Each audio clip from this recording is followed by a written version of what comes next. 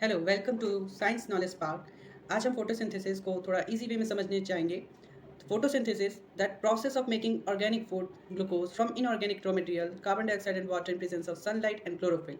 Photosynthesis एक वो प्रक्रिया है जिसके जरिए हम ऑर्गेनिक फूड जिसे ग्लूकोज कहा जाता है उसे हम इनऑर्गेनिक रॉ मटेरियल से तैयार करते हैं, जिसके लिए सनलाइट और क्लोरोफिल बहुत इंपॉर्टेंट कंडीशंस हैं। अगर हम बात करें inorganic materials, raw material and organic food और ऑर्गेनिक और इनऑर्गेनिक में अगर डिफरेंस देखा जाए तो ऑर्गेनिक और इनऑर्गेनिक में डिफरेंस क्या है?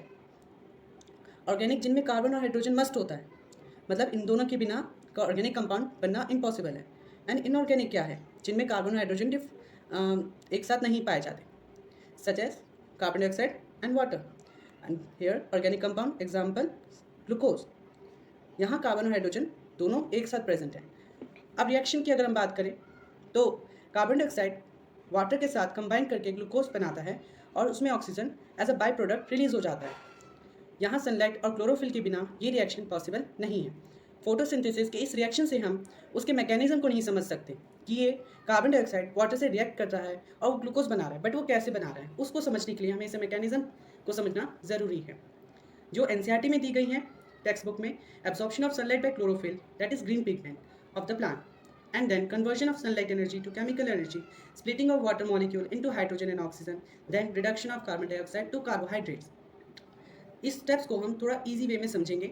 इसे हम इजी मैकेनिज्म से समझेंगे। सन से मिलने वाली सनलाइट उसे वो प्लांट क्लोरोफिल से एब्जॉर्ब कर लेता है।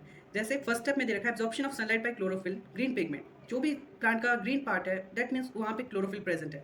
उस क्लोरोफिल की हेल्प से प्लांट सनलाइट को एब्जॉर्ब करता है। देन वो सनलाइट एब्जॉर्ब करने के बाद क्या करता है, सनलाइट को उसे केमिकल एनर्जी में चेंज करता है। Sunlight in presence of chlorophyll gives chemical energy. As second step is given in photosynthesis कि conversion of sunlight energy to chemical energy. Sunlight energy को केमिकल एनर्जी में बदलना, उसके लिए हमें क्लोरोफिल पिगमेंट बहुत इंपॉर्टेंट है। Next then splitting of water molecule into hydrogen and oxygen. जो केमिकल एनर्जी बनी है उसे वो वाटर को ब्रेक डाउन करने के लिए यूज़ कर लेता है, हाइड्रोजन एंड देन ऑक्सीजन। ये ऑक्सीजन जो वाटर से निकला है इस ऑक्सीजन को वो स्टोमेटा से रिलीज कर देता है। हाइड्रोजन कार्बन डाइऑक्साइड से कंबाइन करके ग्लूकोज फॉर्मेशन करता है। Addition of hydrogen to carbon dioxide is the reduction. Then ये ग्लूकोज स्टार्च फॉर्म में उस प्लांट पे स्टोर हो जाता है।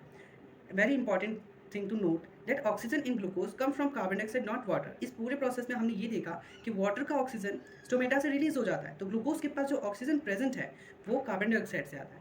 अगर आपको कुछ समझना है तो आप प्लीज़ कमेंट करें। Thanks for watching.